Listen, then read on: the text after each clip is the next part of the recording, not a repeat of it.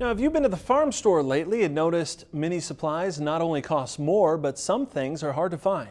The short supply situation isn't only real, as Farm Journal's Tyne Morgan tells us it's impacting many items we take for granted.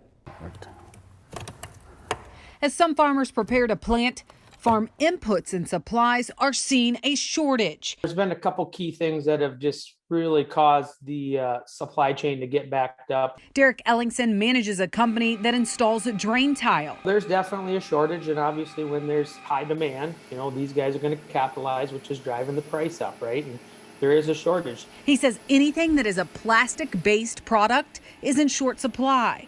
I don't think anyone could have ever expected the demand for plastic to drive through the roof. The car industry, boats, SUVs, side-by-sides, ATVs, home projects, all these decks, right? People putting, plastic decking on their decks, right? Everybody was spending money taking care of these things. So it's just completely, compounded into a problem that we are faced with here today. It's not just on the row crop side. Ranchers and livestock producers are also having trouble sourcing supplies. What is used to primarily hold hay bales together is a plastic product.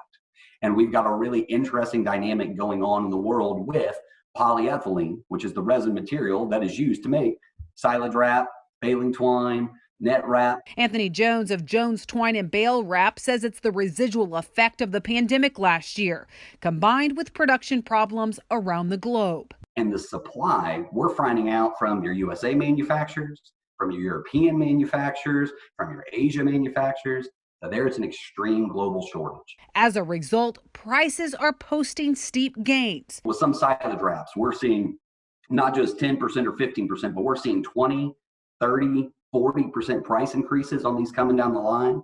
And we are hearing multiple manufacturers that are saying they might not even have products when we get close to season. Clark's Ag Supply in Nebraska is having problems producing seed tenders. It's finding the raw materials that's really coming down to it. It's the steel, the tube steel especially, that our augers go into for our seed tenders on our machines.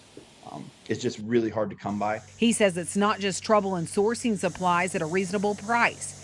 The price of tube steel in 1 week went up 150% for 10 gauge tube steel.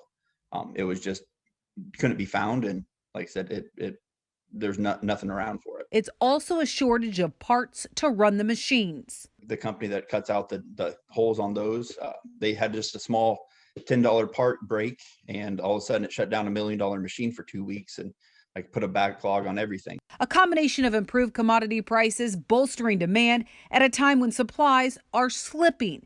And it's now creating an industry-wide shortage for supplies some farmers and ranchers can't do without. Reporting for Ag Day, I'm Tyne Morgan.